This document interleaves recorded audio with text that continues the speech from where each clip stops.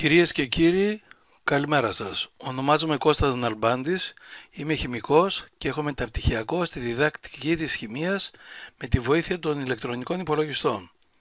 Στόχος της σημερινής μας δουλειάς και της παρουσίασης αυτής με τη βοήθεια και βίντεο αλλά και άλλων πολυμέσων θα είναι να δημιουργήσουμε μια απλή ιστοσελίδα την οποία και θα ανεβάσουμε σε κατάλληλο διαθέσιμο χώρο στο διαδίκτυο. Πάμε λοιπόν στα λογισμικά.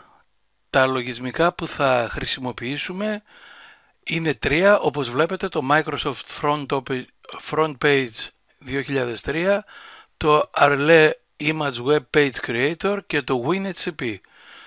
Το Frontpage είναι το βασικό μας εργαλείο για να δημιουργήσουμε μια ιστοσελίδα, προέρχεται από τη Microsoft. Το δεύτερο λογισμικό, το Arle Image Web Page Creator, είναι ένα απλό αλλά πάρα πολύ χρήσιμο εργαλείο που διαμορφώνει φωτογραφίες κατάλληλα ώστε να αναρτηθούν στο διαδίκτυο. Τις διαμορφώνει με τέτοιο τρόπο ώστε να επηρεάσει το μέγεθος, την ανάλυση τους και ετοιμάζει έτοιμες σελίδες, όπως θα δείτε, που είναι πάρα πολύ εύκολο να ανεβάσεις πολλές φωτογραφίες μαζικά στο διαδίκτυο. Το WinSCP είναι το βασικό μας εργαλείο όπου, όπως θα δείτε, η οθόνη μας χωρίζεται σε δύο μέρη, στο αριστερό μέρος όπου είναι ο σκληρός μας δίσκος και στο δεξί μας μέρος όπου είναι ο σερβερ, δηλαδή ο χώρος όπου στο διαδίκτυο θα ανεβάσουμε την ιστοσελίδα μας και μας βοηθάει ώστε να στέλνουμε αρχεία από το σκληρό μας δίσκο στο διαδίκτυο, να τα σβήνουμε, να τα κάνουμε με ονομασία κτλ. Αυτά λοιπόν είναι τα τρία λογισμικά με τα οποία θα ασχοληθούμε. Πάμε τώρα στις βασικές αρχές που πρέπει να ακολουθούμε ώστε να μην παιδευτούμε πάρα πολύ. Λίγο θα παιδευτούμε οπωσδήποτε. Να μην παιδευτούμε πάρα πολύ και να μην επαναλάβουμε σφάλματα που άλλοι πριν από μας τα κάνανε και χρειάστηκε πάρα πολύ κόπος και χρόνος για να καταλάβουν τα σφάλματά τους. Πρώτη μας λοιπόν βασική αρχή είναι η υπομονή. Μπλέκουμε σε μια διαδικασία καινούργια για τους περισσότερους από εσάς, όπου είναι δεδομένο ότι κάποια πράγματα θα πάνε στραβά. Δηλαδή, άλλο θα θέλετε να κάνετε και δεν θα γίνεται ή άλλο θα γίνεται. Να έχετε υπομονή. Η λύση είναι μπροστά σας και αν έχετε υπομονή θα τη βρείτε. Δεύτερη αρχή. Καλή οργάνωση. Οργανώστε καλά τα αρχεία σας από την αρχή.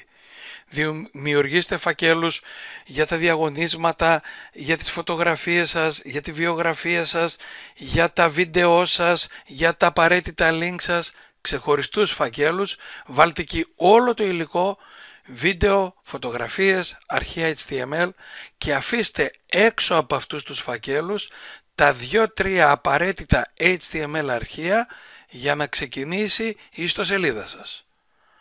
Άλλη αρχή είναι ότι γράφουμε, όχι κείμενα φυσικά, αλλά σώζουμε αρχεία, δημιουργούμε φακέλους μόνο στα αγγλικά και με μικρά αγγλικά, ούτε κεφαλαία. Καλό είναι να αποφύγουμε και τα κεφαλαία.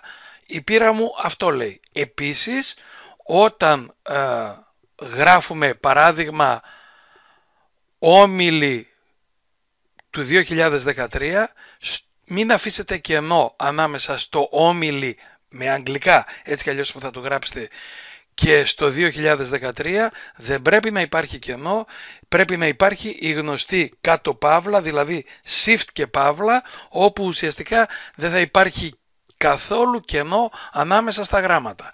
Είτε αυτά είναι λοιπόν αρχεία φακέλων, είτε είναι ονόματα φακέλων, είτε είναι ονόματα αρχείων, είτε είναι ονόματα φωτογραφιών.